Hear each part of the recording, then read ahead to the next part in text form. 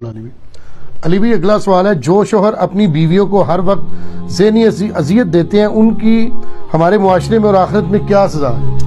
بڑی سخت سزا ہے جی۔ آپ ذہنی اذیت کی بات کر رہے ہیں، جامعہ ترمذی میں حدیث موجود ہے، سنن ابن ماجہ کے اندر بھی، کہ نبی علیہ السلام نے فرمایا، اس کی یعنی مرفوع والی حدیث جو کمزور ہے لیکن جو موقوفاً ہے عبداللہ بن عمر بن عاص سے، وہ صحیح ہے کہ طواف کعبہ کے دوران انہوں نے کعبے کی طرف دیکھ کے کہا کہ کعبہ تیری خوشبو کتنی اچھی ہے، تیری عظمت کتنی اچھی ہے، لیکن ایک مومن کے دل کو دکھانا یہ اللہ کے نزدیک اس سے بڑا گناہ ہے کہ کوئی شخص کعبے کی اینٹ سے اینٹ بجا دے۔ بہت بڑا ایشو ہے۔ تو ہمارے معاشرے میں تو زیادہ تر خامد ہی ظالم میں نے دیکھے ہیں جی، جن کو آخرت کی فکر ہوگی تو وہ یہ حرکتیں نہیں کریں گے۔ دوسرے نمبر پہ ساسوں کا بھی قصور ہوتا ہے، ان کو بھی یہ مان لینا چاہیے کہ ساس بھی کبھی بہو تھی،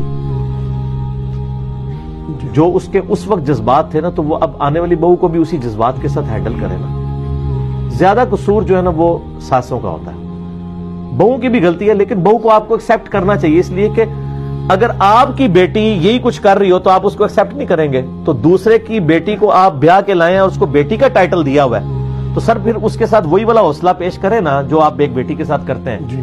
کیا وہ اپنی بیٹی والا سلوک کے ساتھ کرتے ہیں؟ سر کر کے دیکھیں۔ اور پھر ہوتا ہے یہ بیٹیاں تو بیٹھ جاتی ہیں دوسرے ملکوں میں، انہی بہوؤں نے سنبھالنا ہوتا ہے پھر بوڑھے ماں باپ کو۔ ساس سسر کو کون سنبھال رہا ہوتا ہے؟ یہی لوگ ہی سنبھال رہی ہوتی، اور کون سنبھال رہا ہوتا ہے؟ تو اس اعتبار سے یعنی یہ ظلم ہو رہا ہے۔ خامدوں کو بھی اللہ سے ڈرنا چاہیے اور خوف خدا رکھنا چاہیے۔ کسی جانور کے ساتھ انسان برا سلوک نہیں کر سکتا۔ بخاری مسلم میں حدیث ہے، ایک عورت بڑی نیک تھی اور نبی علیہ السلام نے فرمایا کہ وہ دوزخ میں جل رہی ہے صرف اس لیے کہ اس نے ایک بلی کو قید کر دیا اور وہ بھوکی پیاسی مر گئی جی۔ ٹھیک ہے، ایک بلی کے ساتھ ظلم کیا اور وہ نیک عورت دوزخ میں جل رہی ہے۔ سر یہ بہت کرٹیکل ایشو ہے۔ تو بیوی تو آپ کے لیے قربانی دے کے دوسرے اپنے گھر کو چھوڑ کے آپ کے گھر آئی ہے تو اس کے ساتھ حسن سلوک کریں۔ عورتوں کے لیے میں کہوں گا صبر کریں، اللہ کی طرف رجوع لائیں اور اپنی کمٹمنٹ نہ چھوڑیں۔ اگر آپ کے ساتھ کوئی برائی کرتا ہے آپ اس کے ساتھ اچھائی کا معاملہ جاری رکھیں، ایک نہ ایک دن اس کا دل پسیج جائے گا۔ اگر نہ بھی پسیجا سر تو کوئی مسئلہ نہیں ہے۔ نبی علیہ السلام کی بیٹیوں کو بھی طلاق ہوئی ہے، اگرچہ رخصتی سے پہلے ہوئی ہے، لیکن ایک تکلیف تو آپ علیہ السلام کو پہنچی ہوئی ہے نا اس حوالے سے، تو یہ تکلیفیں ہوتی ہیں۔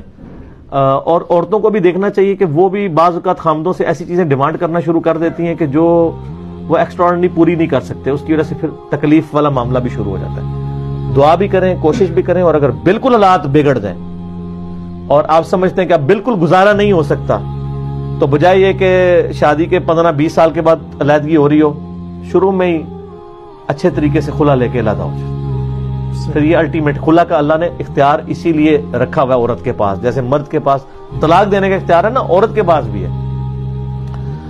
ایک بھائی کا فون آیا عثمان بھائی کے پاس، وہ کہنے لگے کہ جی اس کے اوپر لیکچر ریکارڈ کرائیں، میری بیوی نے نا بغیر وجہ کے مجھ سے طلاق لے لی ہے۔